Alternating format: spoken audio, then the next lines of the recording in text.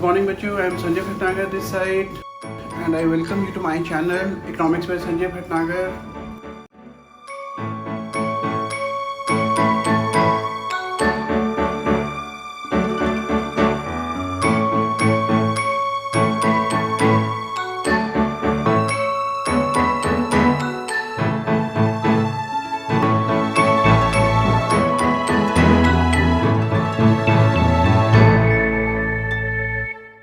Good morning बच्चों, क्या हाल है आपके? उम्मीद है आपकी पढ़ाई बहुत अच्छी चल रही होगी, मेहनत कर रहे होगे. बहुत कम टाइम रह गया एग्ज़ाम के लिए, तो मेहनत करते रहना. फेस्टिवल सीजन ज़रूर है, बीच बीच में ब्रेक लेते रहो, बट रोज़ कोशिश करो कि थोड़ा थोड़ा कोई ना कोई सब्जेक्ट ज़रूर उठा लो. एक बात और, इकोनॉमिक्स को थोड़ा लाइटली मत लेना, क्योंकि इकोनॉमिक्स बड़ा सिंपल सब्जेक्ट लगता है. देखने से ऐसा लगता है कि अरे बड़े आराम से स्कोर कर लेंगे, लेकिन कई बार ऐसा होता है कि जहां आप इकोनॉमिक्स में थोड़ा ढीले पड़ गए, आपका परसेंटेज 50-60% भी क्रॉस करना मुश्किल पड़ जाएगा, जो आपको पूरी परसेंटेज आपकी खराब कर देगा. So give it a due respect, subject को ड्यू रिस्पेक्ट दो, थोड़ा थोड़ा रिवाइज करते रहो. आज मैं आपको कराने जा रहा हूँ पॉवर्टी. भाई, अगर हम सबसे पहले पॉवर्टी की डेफिनेशन पढ़े ध्यान से, poverty refers to an state in which an individual is unable to fulfil even the basic necessities of life. एक ऐसी अवस्था या एक ऐसी कंडीशन जहाँ पे कि एक इंडिविजुअल अपनी बेसिक नेसेसिटीज़ क्या होती है, खाना पीना रहना, उसको भी वो फुलफिल नहीं कर पा रहा. तो अगर ऐसा होता है कि वो बेसिक नेसेसिटीज़ को भी फुलफिल नहीं कर पा रहा, तो इसका मतलब है कि वो गरीब है, क्योंकि तभी वो नहीं कर पा रहा. ओके बच्चों, इंडिया को हम पॉवर्टी को दो मेन हेड से पढ़ते हैं. पहला है अर्बन, दूसरा है रूरल. भाई, अर्बन पोर में कौन कौन से लोग आते हैं? वो लोग जिनके पास बहुत कम असेट्स होते हैं या ना के बराबर असेट्स होते हैं. असेट मतलब जमीन या प्रॉपर्टी या कुछ और फिक्स असेट्स होगा, जैसे कि खेती बाड़ी वगैरह हो गया या मकान हो गया अपने. दे लिव इन कच्चा हटमेंट्स. जो अर्बन पुअर हैं वो झुग्गी झोपड़ियों में रहते हैं, कच्चे मकानों में रहते हैं. Poorest of them even do not have these, any of these. मतलब उनके पास, जो उनमें भी और जो गरीब लोग हैं, उनके पास इवन झुग्गी झोपड़ियाँ भी नहीं होती. And 4 point generally results due to migration of rural poor to urban areas. Generally urban poor हैं वो कैसे आते हैं? वो जो रूरल एरिया में जो बहुत गरीब लोग हैं, जिनके पास काम धंधा नहीं होता या उनको नहीं मिलता, तो वो लोग शहर की तरफ माइग्रेट करते हैं और शहर में अर्बन पुअर की कैटेगरी में काउंट किए जाते हैं. जो अगली टाइप की पॉवर्टी है, पुअर लोग हैं, उनको हम काउंट करते हैं रूरल पुअर में. फिर कौन कौन लोग होते हैं? इंक्लूड लैंडलेस लेबरर्स और टेनेंट कल्टिवेटर्स. जनरली हम रूरल पुअर में उन लोगों की बात करते हैं जिनके पास अपनी ज़मीनें नहीं हैं या जो कहीं पे किराए पे खेती बाड़ी करते हैं. और अगर उनके पास ज़मीन है, डू नॉट पॉसेस लैंड, वैसे तो ज़मीन नहीं है, पर अगर ज़मीन है तो वो वेस्ट लैंड है. वो ऐसी ज़मीन है कि आप उस पर कोई खेती बाड़ी नहीं कर सकते. और do not get even 2 meals a day. मतलब इनका हाल इतना ख़राब है कि अपने गांव में इनको 2 वक्त का खाना भी नहीं मिलता, जिसके चक्कर में इनको मजबूरी में अर्बन एरियाज में भागना पड़ता है, जहाँ पे कि उनको नौकरी मिल सके और वो एक अच्छी लाइफ बिताने की कोशिश कर सके. ओके बच्चों, अगर हम पॉवर्टी में जो गरीब लोग हैं, जो उनकी अगर हम कुछ मेन फीचर्स की बात करें, तो कहीं तो आपको वैसे ही आप गेस कर सकते हो. फिर भी डिस्कस करते हैं. Hunger, starvation and malnutrition. भाई, बेसिकली क्या होता है कि या तो इनको बहुत कम खाना मिलता है या नहीं मिलता है. दिन में सिर्फ एक बार खाना मिलता है, वो भी भरपेट नहीं, जिसके चक्कर में इनका हाल बहुत ख़राब रहता है. भाई, जब किसी इंसान के पास अपना पेट भरने के लिए पैसे नहीं है, तो वो आगे और कोई काम क्या करेगा. दूसरा पॉइंट, पुअर हेल्थ. मैंने भी आपको बताया कि क्योंकि उनके पास खाने पीने के पैसे नहीं होते, तो हेल्थ पे तो उनका पैसे खर्च करने का सवाल ही नहीं उठता, जिसके चक्कर में इनकी हालत ख़राब रहती है. गरीब लोगों की बीमारियां बहुत ज़्यादा होती हैं. बच्चे मॉलनरिश पैदा होते हैं, जहाँ पे कि उनकी बॉडी डिफॉर्म्ड होती है, जहाँ पे उनकी कई सारी कमियां होती हैं उनकी बॉडी में, जिसके चक्कर में उनको प्रॉब्लम पड़ती है. 3rd point, limited economic opportunities. भाई, जब एक गरीब आदमी जब वो पढ़ाई पे पैसा खर्च नहीं कर सकता, तो क्या होता है, पढ़ाई पे खर्च नहीं कर पाएगा तो उसको अच्छी नौकरी नहीं मिलेगी, तो वो अच्छा पैसा खर्च नहीं कर पाएगा और एक ऐसा हाल होता चले जाएगा यहाँ पे कि वो लगातार डिक्लाइन करेगा. उसका जो इकोनॉमिक सिचुएशन है वो लगातार डिक्लाइन करेगी और वो ख़राब से और ख़राब होती जाएगी. अगला पॉइंट, डेट ट्रैप. जनरली जो गरीब लोग होते हैं ये किसी ना किसी टाइप की डेट ट्रैप पे फंसे होते हैं और वो उससे नहीं निकल पाते। भाई किसी से उधार लिया और उसके बाद उसको इंटरेस्ट प्रिंसिपल करते करते वो इतना ज़्यादा बढ़ जाता है कि ये उससे नहीं निकल पाते। स्पेशली ऐसे किसान लोग हैं जहाँ पे कि अगर आपने बहुत सारे ऐसे केसेस सुने होंगे जहाँ पे कि किसान लोग हर साल कई किसान सिर्फ इसे सुसाइड कमिट करते हैं क्योंकि वो अपने डेट को ही पूरा नहीं कर पाते, अपने उधार को वापस नहीं दे पाते। अगला पॉइंट है lack of facilities like electricity and water.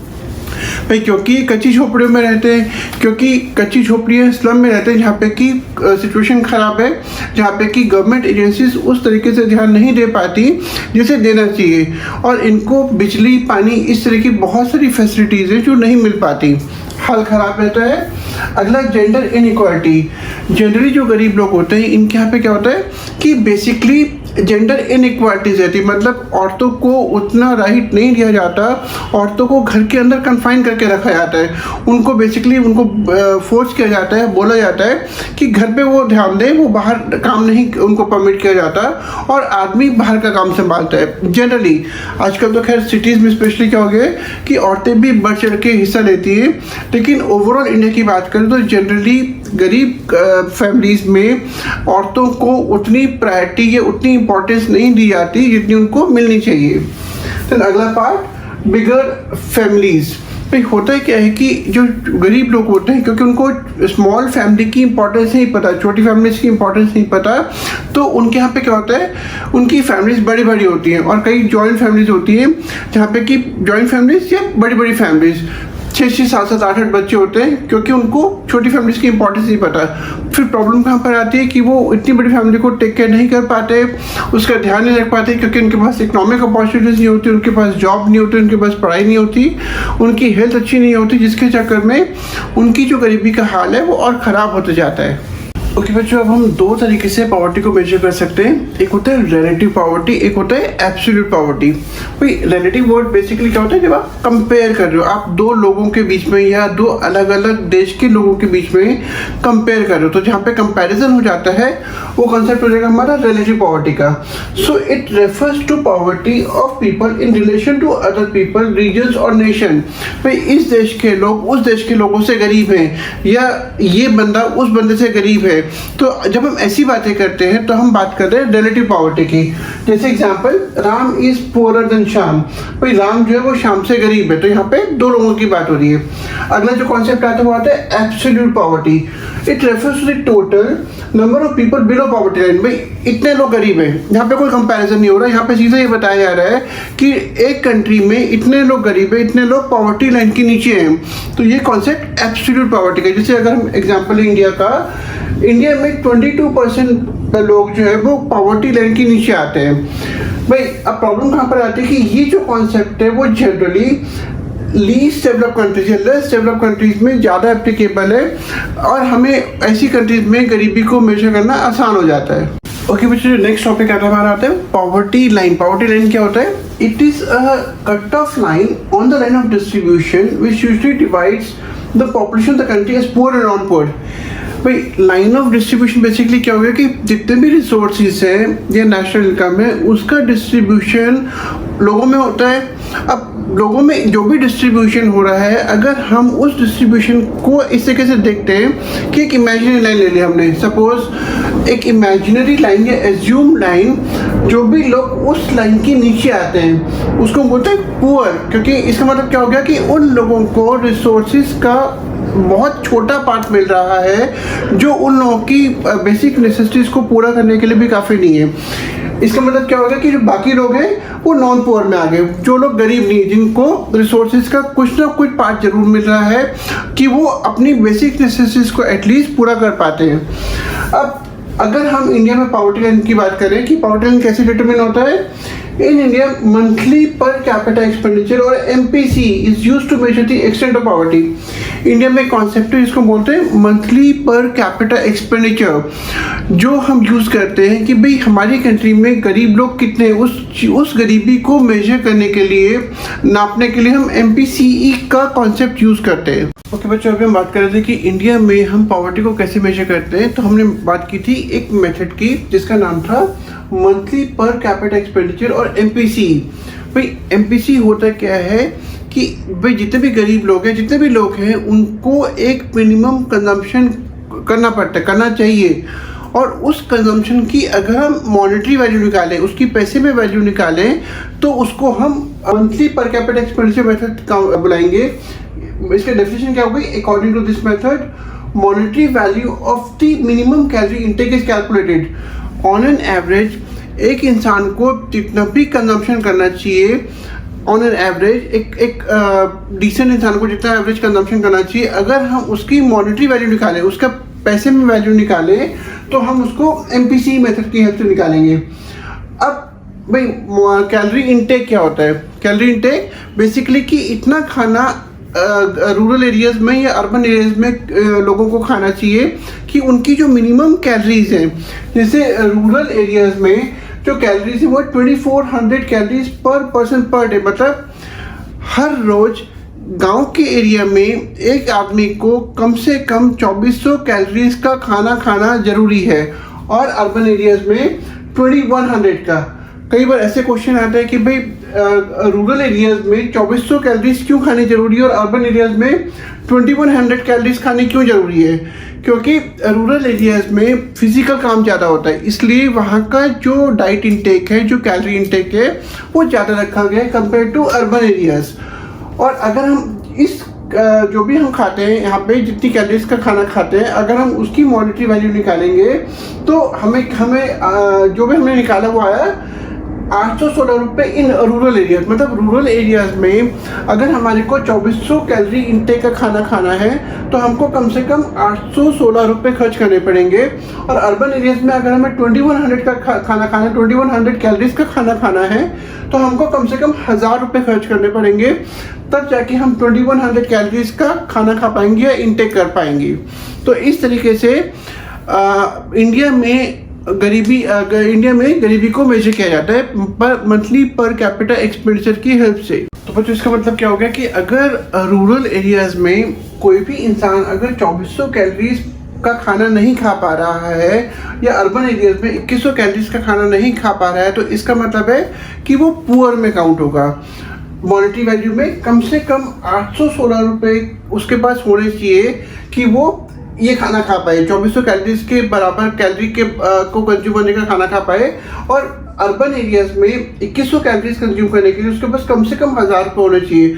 अगर वो इतना पैसा भी अपने खाने पीने पे खर्च नहीं कर रहा है तो इसका मतलब है कि वो गरीब है, वो गरीब में काउंट होगा, वो पुअर कैटेगरी के लोगों में काउंट किया जाएगा। ओके बच्चों, अभी हमने पॉवर्टी लाइन का कॉन्सेप्ट डिस्कस किया था, जहाँ पे हमने ये पढ़ा था कि किस तरीके से अगर रूरल या अर्बन एरियाज में अगर इतना भी मिनिमम कैलोरी इंटेक नहीं हो रहा है तो वो इंसान गरीब में काउंट होगा, और अगर वो इतना मिनिमम कैलोरी इंटेक कर पा रहा है तो वो नॉन पुअर कैटेगरी में काउंट होगा।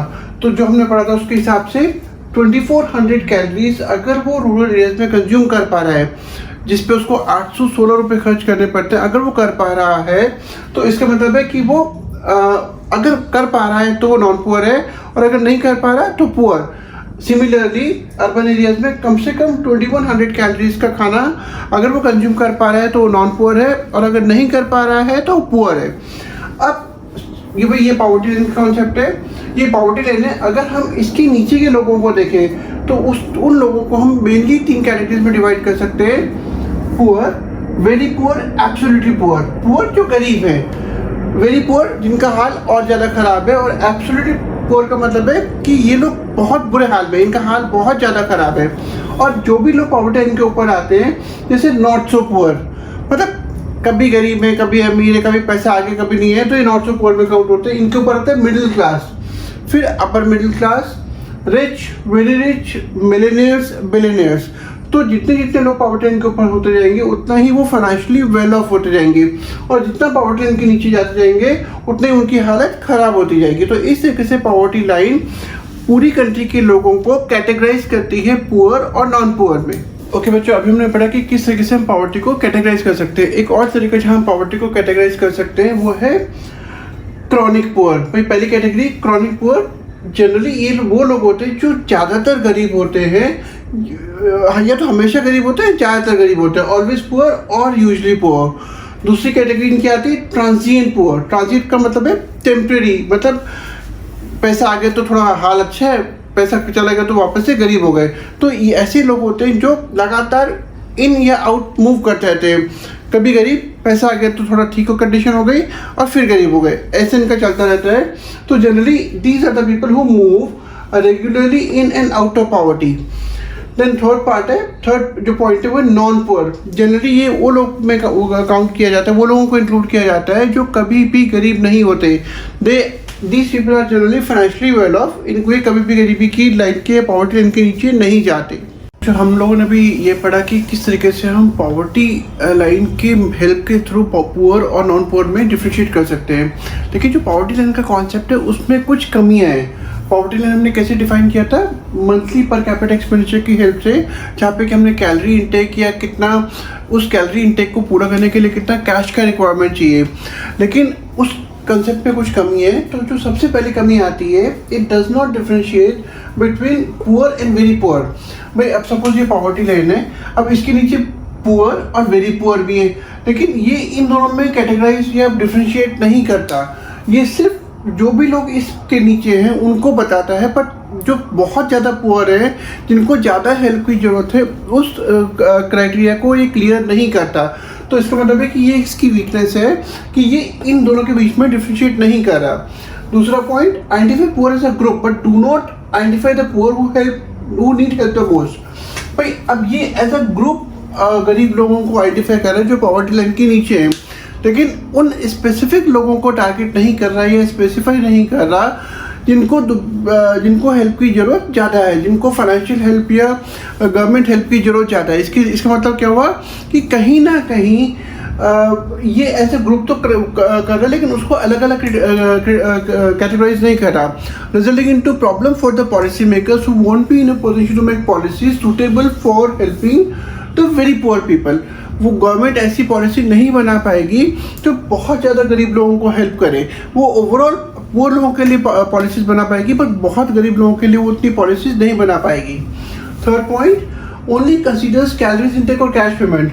भाई ये जो कॉन्सेप्ट है, जहाँ पे हमने ये पढ़ा था कि कितना कैलोरी इंटेक चाहिए या कितना कैश पेमेंट चाहिए उतने खाने को खरीदने के लिए, तो फूड आर्टिकल्स को खरीदने के लिए कि आदमी अपनी कैलोरी इंटेक को पूरा कर पाए। लेकिन ये ऐसे बहुत सारे फैक्टर्स को इग्नोर करता है, जैसे education, health, access to drinking water. ये सारे क्राइटेरिया को concept of poverty line ignore करता है। तो इसका मतलब क्या हुआ कि पॉवर्टी लाइन को मेजर करने के लिए ये परफेक्ट क्राइटेरिया नहीं है। अगला point, does not consider social factors like illiteracy, ill health etcetera which result into poverty. ये उन सारे फैक्टर्स को इग्नोर करता है, जैसे एक्सेस टू एजुकेशन, जैसे इल हेल्थ, जैसे एक्सेस टू मेडिकल फैसिलिटीज़, जैसे एक्सेस टू ड्रिंकिंग वाटर। ये ऐसे सारे इंपॉर्टेंट क्राइटेरियाज को इग्नोर करता है जो गरीब लोगों को, जो गरीबी में रिजल्ट करते हैं, जिनकी वजह से गरीबी बढ़ती है। इसका मतलब क्या हो गया कि ये जो कॉन्सेप्ट है, it is not the right criteria to measure poverty or to define who are poor and who are non-poor. Okay, let's take one marker. Question आएगा, what do you mean by head count ratio? When the number of people is estimated as a proportion of poor below the poverty line, it is known as head count ratio. Suppose हमारी country की total population है 10 और गरीब लोग हैं 5, तो अगर हम इसको परसेंटेज में एक्सप्रेस करें तो इट विल बी 5/10 इंटू 100, हमारे पास आ जाएगा 50%। इसका मतलब क्या होगा कि 50% लोग हमारे हेड काउंट रेशियो है, मतलब पॉवर्टी लाइन के नीचे आते हैं। ओके बच्चों, अगला क्वेश्चन आता है कि किस तरीके से ब्रिटिश इंडस्ट्रीज ने, ब्रिटिश रूल ने इंडियंस की लाइफ को एडवर्सली इम्पैक्ट करा। ये क्वेश्चन हम पहले 2-3 चैप्टर्स में भी कई बार कर चुके हैं, एक बार दोबारा से। British government systematically destroyed Indian industries. अगर आपको याद होगा कि हमने जो पहले फर्स्ट 2 चैप्टर्स उसमें हमने यही पढ़ा कि किस तरीके से ब्रिटिश रूल ने इंडिया की इंडस्ट्रीज़ को, स्पेशली हैंडीक्राफ्ट इंडस्ट्रीज़ को डिस्ट्रॉय करा। हमारे प्रोडक्ट पे टैक्सेस ज़्यादा लगा दी, कोई भी ऐसा काम नहीं करा जिससे कि हमारे इंडस्ट्रीज़ को उसका फ़ायदा मिले, और हमारे को एज रॉ मटेरियल का एक्सपोर्टर यूज़ किया जाने लगा, और उनके प्रोडक्ट को इंडिया में बेचने के लिए एक बड़ी मार्केट के तौर पे यूज़ किया जाने लगा। मतलब उनकी हर पॉलिसी से इंडिया की इकोनॉमिक को एडवर्स इफेक्ट हुआ। Second point, adversely impacted agriculture by introducing zamindari system, raising taxes etcetera. भाई हमने ये पढ़ा था कि ब्रिटिश गवर्नमेंट ने इंडिया में ऐसे बहुत सारे ऐसे सिस्टम इंट्रोड्यूस करे जो कि इंडियन फार्मर्स के लिए बिल्कुल भी कंड्यूसिव, बिल्कुल भी हेल्पफुल नहीं थे, बल्कि उनको नुकसान पहुंचाया।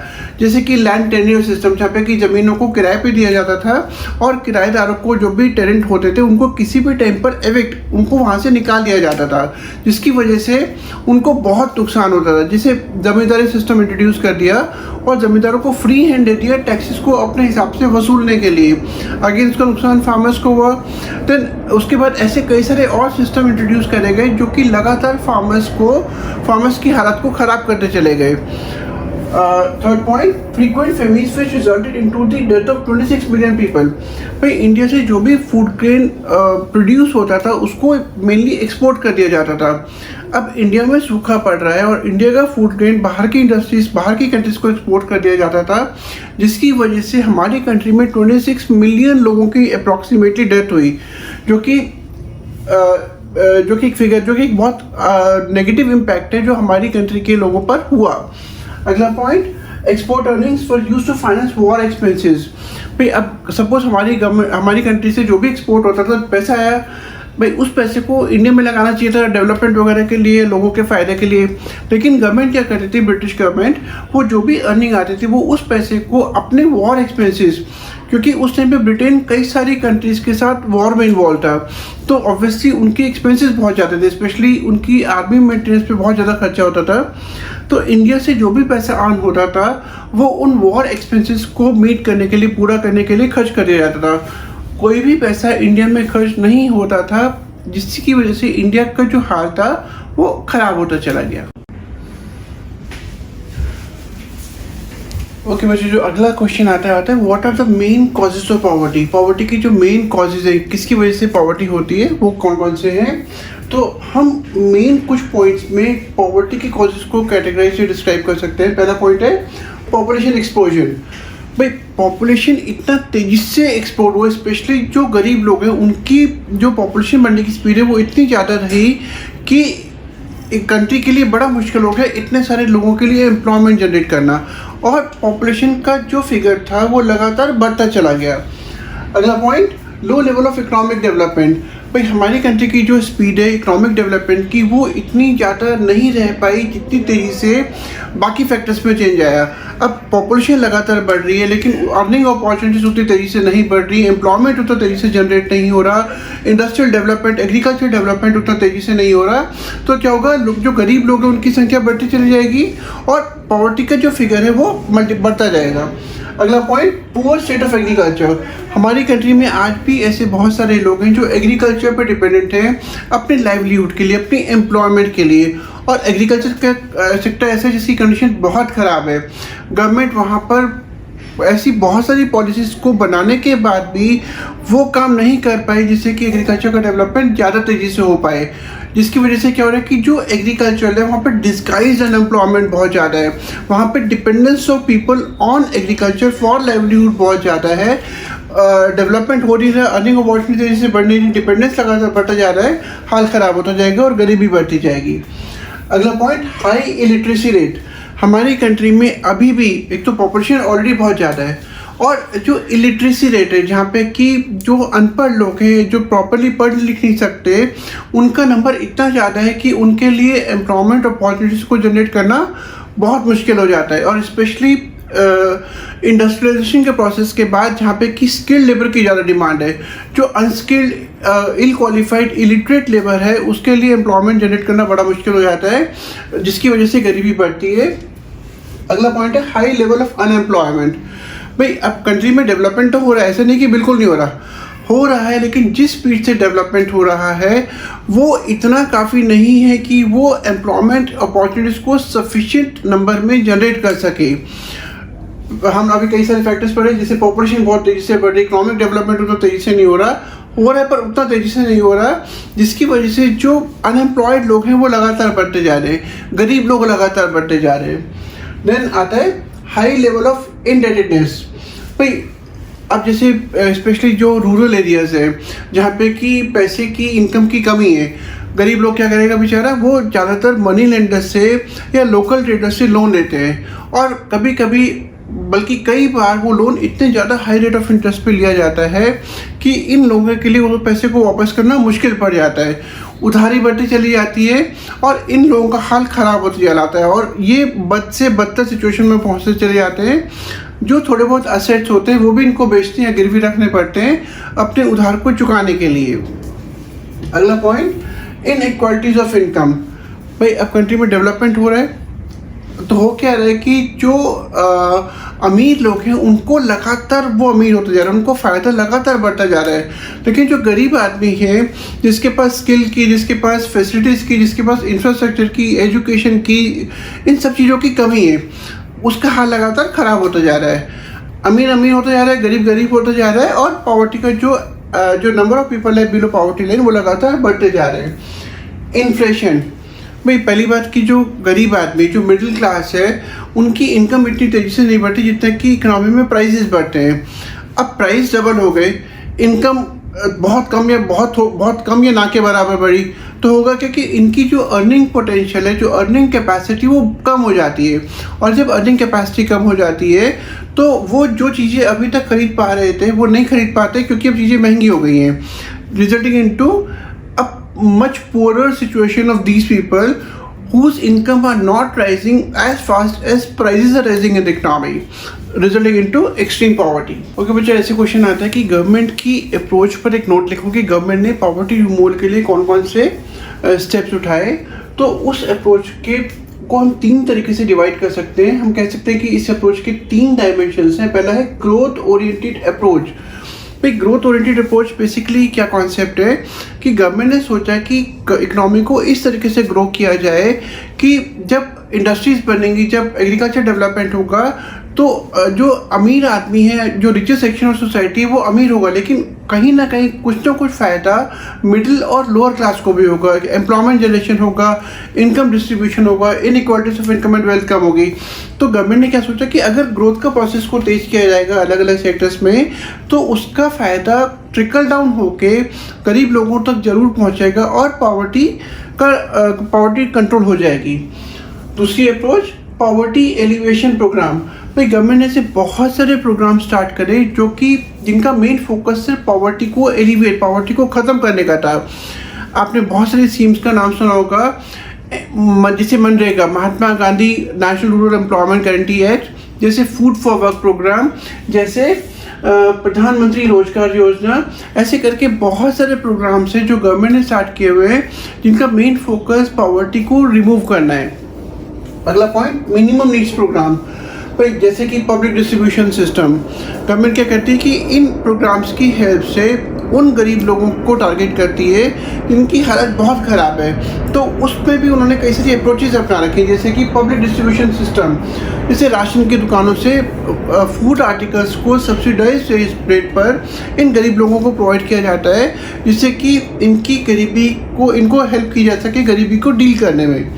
जैसे ICDS, integrated child development scheme, जहाँ पे कि मेन फोकस होता है बच्चों के डेवलपमेंट पे।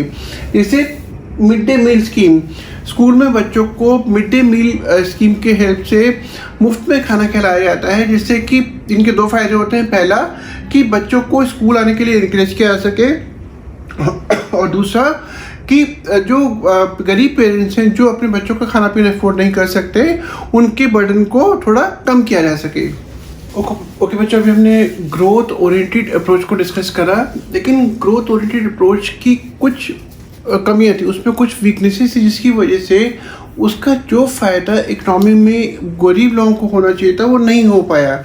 तो उनको हम अलग अलग पॉइंट्स की हेल्प से डिस्कस कर सकते हैं, जैसे कि population growth resulted in very low growth of per capita income.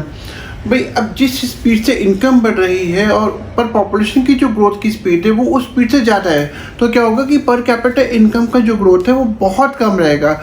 जितना गवर्नमेंट ने एम किया था कि इतना ग्रो होना चाहिए, उस स्पीड से ग्रो नहीं कर पाया, पर कैपिटा इनकम बहुत धीरे ग्रो करी। Second point, inequalities of income and wealth increase.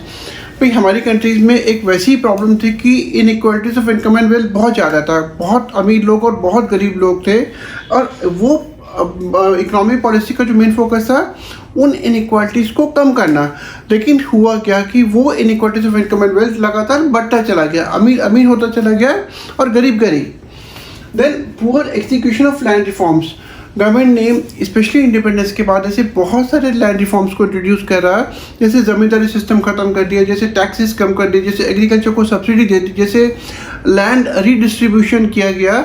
लेकिन जितने भी लैंड रिफॉर्म्स थे उनका एग्जीक्यूशन बहुत पुअर तरीके से हुआ और उस लैंड रिफॉर्म्स पॉलिसी में बहुत सारी कमियां थी जिनका ज़मींदारों ने और रिचर सेक्शन ऑफ सोसाइटी ने बहुत फ़ायदा उठाया।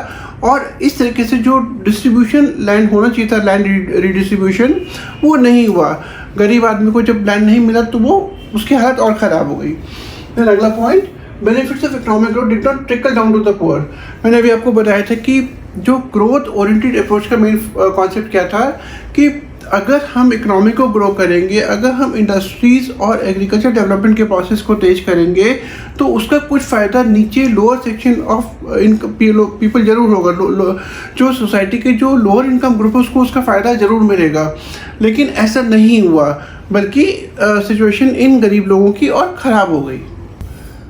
हेलो बच्चों, उम्मीद है आपकी पढ़ाई बहुत अच्छी चल रही होगी। सब्सक्राइब तो कर दिया होगा शायद, अगर नहीं करा तो प्लीज़ सब्सक्राइब करो यार। मैं आज का जो टॉपिक आपको कराने जा रहा हूँ वो है जेल कॉस्ट ऑफ लिविंग। भाई जेल कॉस्ट ऑफ लिविंग बेसिकली क्या होता है? जेल कॉस्ट ऑफ लिविंग पहली बार किसने इस कॉन्सेप्ट को यूज़ करा, इंट्रोड्यूस करा? तो हमारी कंट्री में दादा भाई नौरोजी थे जिन्होंने कि इस कॉन्सेप्ट को इंट्रोड्यूस करा। अच्छा, अब इसको जेल कॉस्ट ऑफ लिविंग क्यों बुलाया जाता है?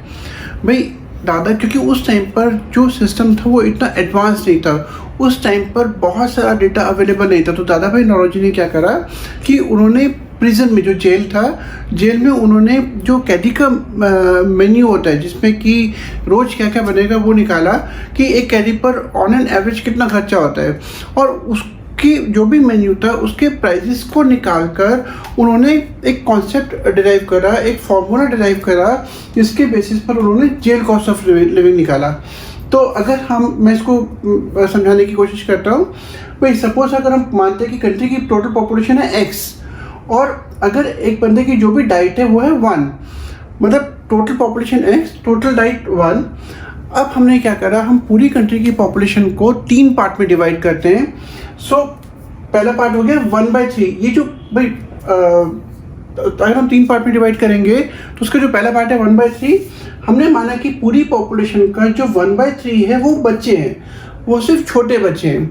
और उन 1/3 में से भी जो 1/3 का आधा पोर्शन है वो बहुत छोटे बच्चे, वो इन्फेंट है, उनका खाना पीना डाइट बहुत कम है, ना के बराबर, क्योंकि वो बहुत छोटे बच्चे हैं। तो इसका मतलब क्या होता है कि अगर हम इस 1/3 को हाफ से डिवाइड करें हमारे पास आ जाएगा 1/6। और हम ये मान के चल रहे कि इनकी जो डाइट है वो निल है, मतलब ऑलमोस्ट निल है या ना के बराबर है। अब इस 1/3 के जो बाकी के आधे बच्चे हैं, आधे बच्चों को तो निकाल लिया कि कोई खाना नहीं खाता, ये मान के चल रहे कि वो बहुत छोटे बच्चे हैं। लेकिन जो बाकी के आधे बच्चे 1/3 इंटू 1/2 वो कितना खाना खाते हैं? वो एक पूरी यूनिट का, सपोज मान के चल रहे हैं कि एक डाइट 1 के बराबर है, तो वो इसका मतलब है कि वो उसका आधा खाना खाते हैं। इसका मतलब क्या हो गया कि और जो बाकी की जो टोटल पॉपुलेशन है 1/3 तो हमने बच्चे मान लिए, जो 2/3 है वो एडल्ट हैं जो पूरी डाइट कंज्यूम करते हैं। अब हमने क्या करा, इस 1/3 का जो आधा था जिसमें से आधे बचे थे, मतलब 1/6 हो गया, टोटल पॉपुलेशन का 1/3 का भी आधा 1/6 हो गया जो कोई डाइट कंज्यूम नहीं करते। बाकी के जो बच्चे थे, जो बाकी के 1/6 बच्चे हैं वो एक डाइट का आधा कंज्यूम करते हैं। तो हमने क्या करा, 1/6 इंटू 1/2 कर दिया। और बाकी की जो 2/3 एडल्ट हैं उसको हमने, क्योंकि वो पूरी डाइट कंज्यूम करते हैं, तो हमने क्या करा 2/3 इंटू 1 कर दिया। अब हमने जब कैलकुलेशन करी, भाई 1/6 इंटू 0 आ गया, 1/6 इंटू 1/2 हमारे पास आ जाएगा 1/12 प्लस 2/3 इंटू 1 2/3। तो ये तो पूरा 0 हो गया, हमने 0 ले लिया, ये हो गया 1/12, ये 2/3। जब हम इसको प्लस करेंगे आएगा 9/12 और 3/4। इसका मतलब क्या हो गया कि दादा भाई नौरोजी ने ये कंक्लूड करा इस कैलकुलेशन से कि एक एडल्ट डाइट का जो 3/4 है, जो जेल में कैदी लोग खाना खाते हैं, उसका जो 3/4 है वो पॉवर्टी लाइन है।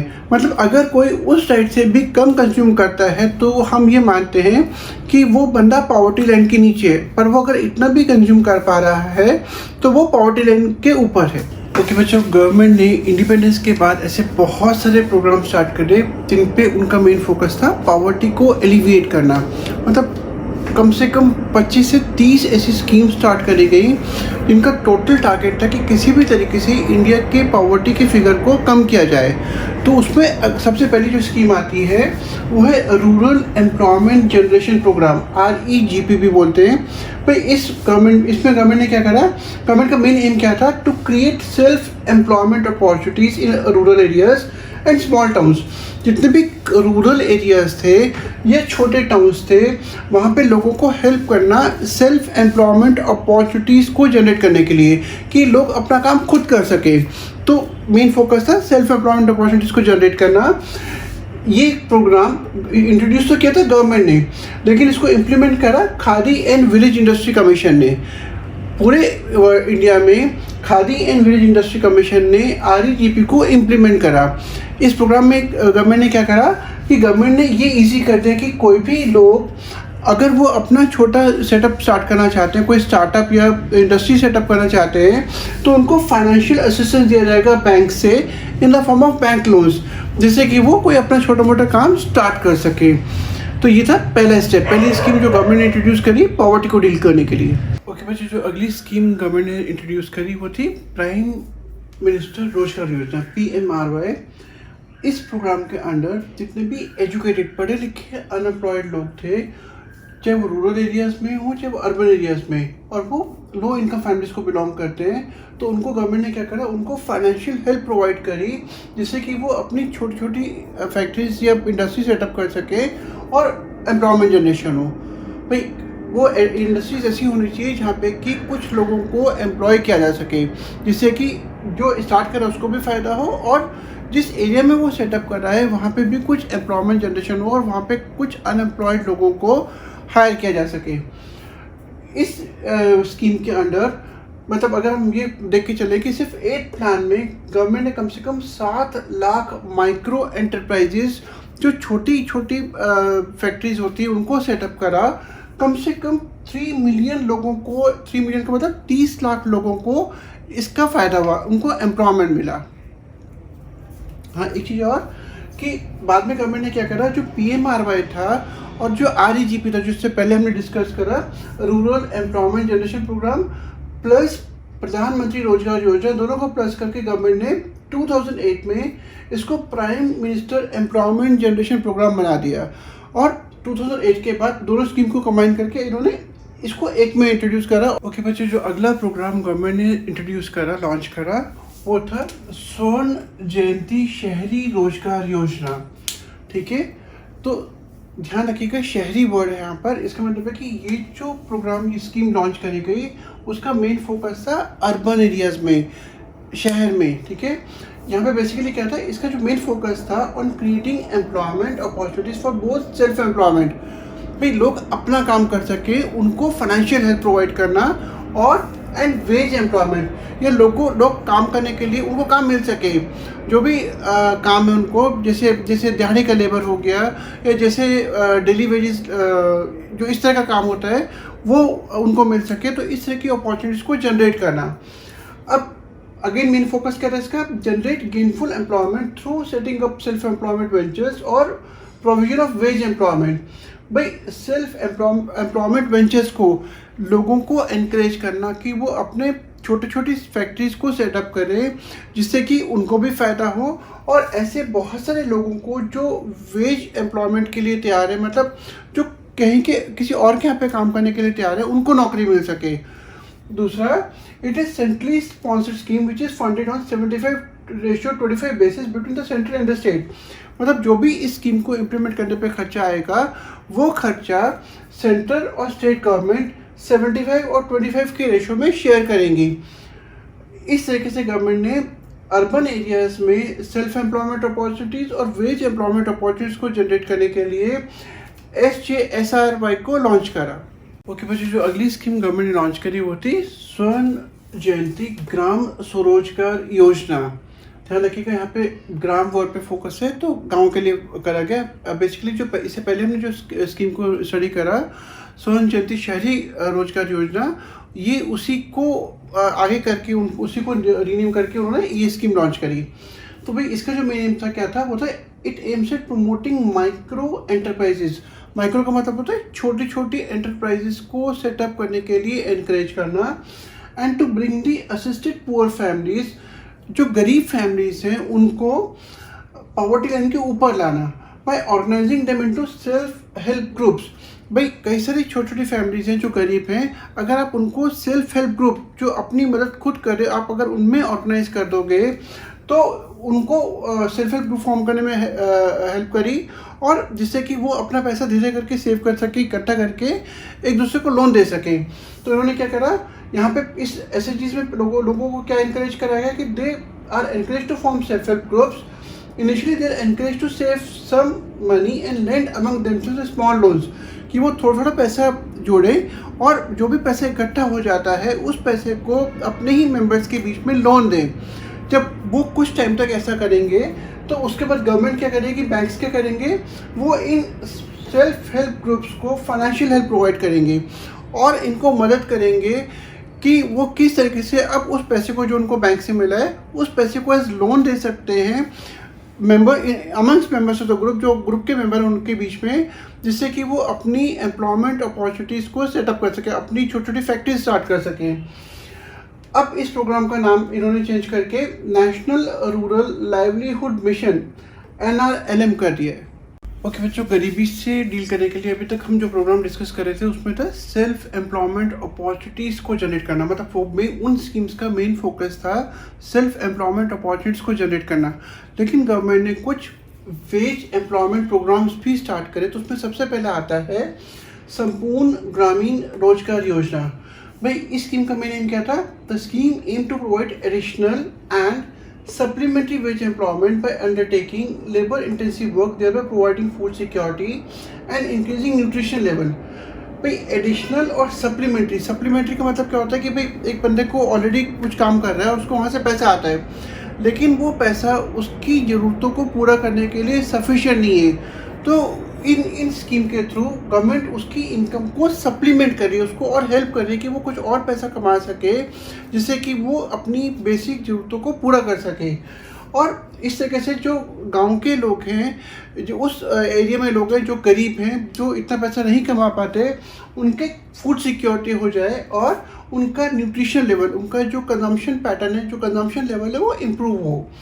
अब यहाँ पे बेसिकली क्या होता है, इस स्कीम के अंदर में जो भी काम करते हैं उनको जो भी वेजेस दिए जाते हैं, या तो वो फूड ग्रेन दिया जाता है या कैश, या दोनों का कॉम्बिनेशन, कि उनको कुछ फूड ग्रेन दे दिया, कुछ कैश दे दिया, या दोनों का कॉम्बिनेशन। ये जो स्कीम है, this is open to all rural poor who need wage employment and desire to do manual and unskilled labour work around their habitat. भाई ऐसे बहुत सारे गांव हैं जहाँ पे कि अभी भी जो डेवलपमेंट है वो बहुत कम हुई है।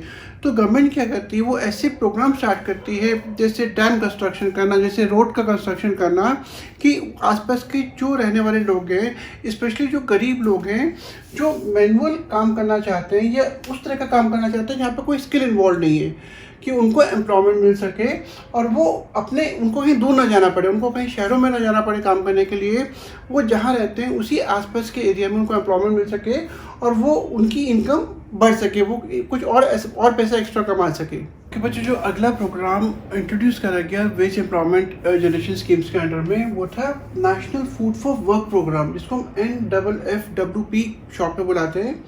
फिर this scheme was launched in 2004। ये 1 मार्क का क्वेश्चन आ सकता है, आपको सारे स्कीम्स की जो लॉन्चिंग डेट है याद रखनी है, अगर बुक में दी हुई है। तो 2004 में इसको लॉन्च करा गया।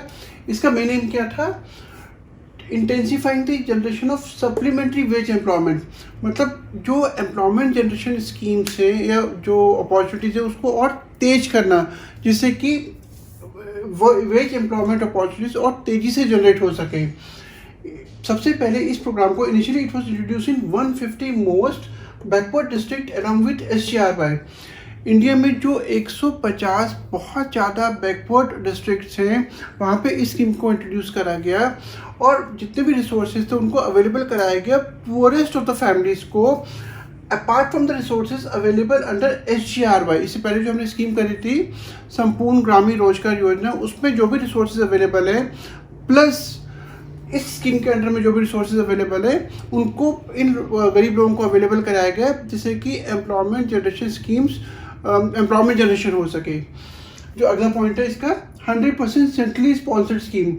इस स्कीम को इंट्रोड्यूस करने में जितना भी खर्चा आता है इम्प्लीमेंट करने में, वो सारा खर्चा सेंट्रल गवर्नमेंट बियर करेगी। Third part, it was later incorporated in MNREGA. भाई बाद में एक एक्ट बनाया गया, एक एम्प्लॉयमेंट जनरेशन स्कीम बनाई गई जिसको बोलते हैं Mahatma Gandhi national rural employment guarantee act. 2005 में इसको लॉन्च किया गया था।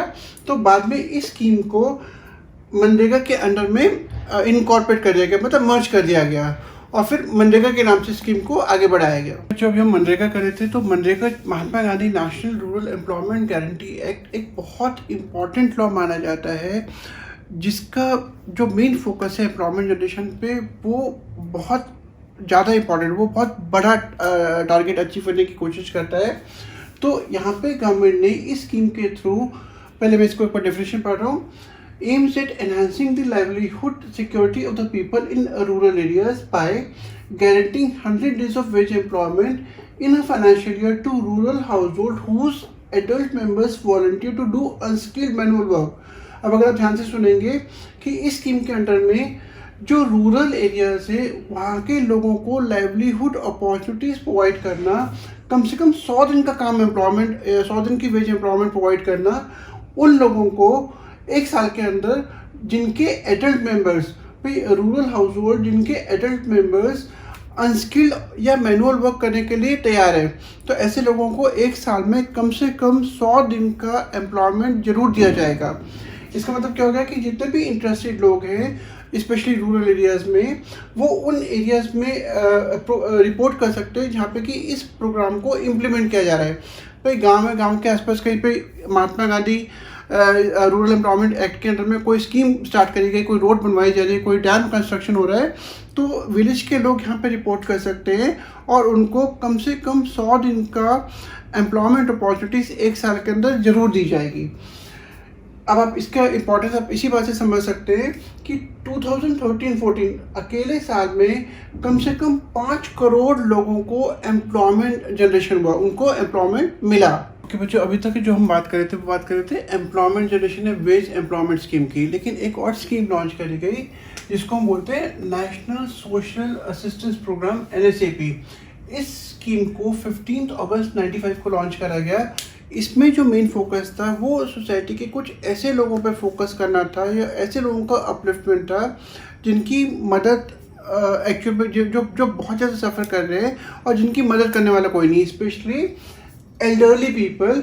उनको, जैसे बूढ़े लोगों, उनको पैसा दिया गया, उनको पेंशन दी गई जिससे कि वो कम से कम एक अपना खाने पीने का खर्चा निकाल सके, एक डिसेंट लाइफ बिता सके।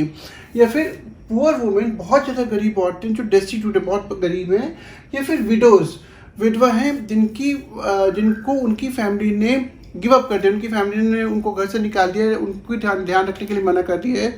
तो ऐसी गरीब औरतों को, ऐसी विधवा औरतों को गवर्नमेंट की तरफ से फाइनेंशियल हेल्प दी गई जिससे कि इनका अपलिफ्टमेंट किया जा सके और इनको ज़्यादा सफ़र ना करना पड़े। ओके बच्चों, अभी तक हम बात कर रहे थे पॉवर्टी एलिवेशन स्कीम्स की। कभी कभी ऐसा क्वेश्चन आता है कि क्या ये पॉवर्टी एलिवेशन स्कीम्स इंडिया को या इंडिया के लोगों को उतना फ़ायदा पहुंचा पाएँ जितना इनको पहुंचाना चाहिए था। तो ऑब्वियसली जैसे कि हर काम में कहीं ना कहीं कुछ कमियां ज़रूर निकाली जा सकती हैं, तो इसी तरीके से जो पॉवर्टी एलिवेशन प्रोग्राम्स में कुछ कमियां थी वो थी lack of resources.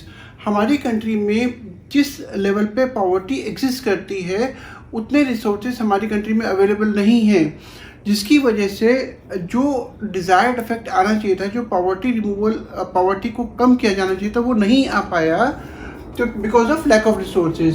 Then unequal distribution of assets.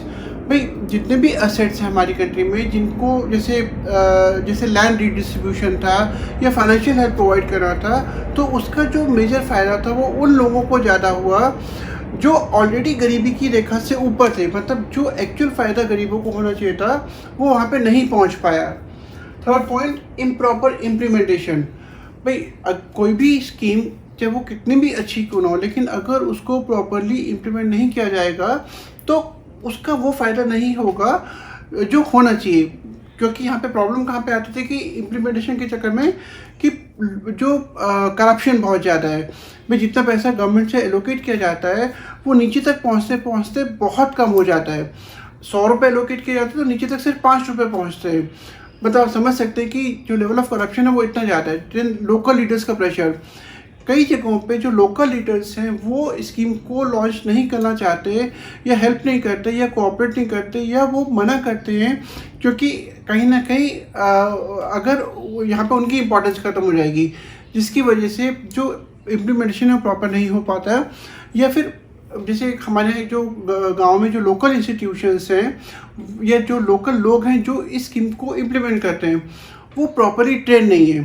भाई जब ट्रेनिंग नहीं है, उनको नहीं पता कि कैसे स्कीम को इंट्रोड्यूस करना है, कैसे इसको लागू करना है, तो अगेन वो फ़ायदा नहीं पहुंच पाता जो होना चाहिए।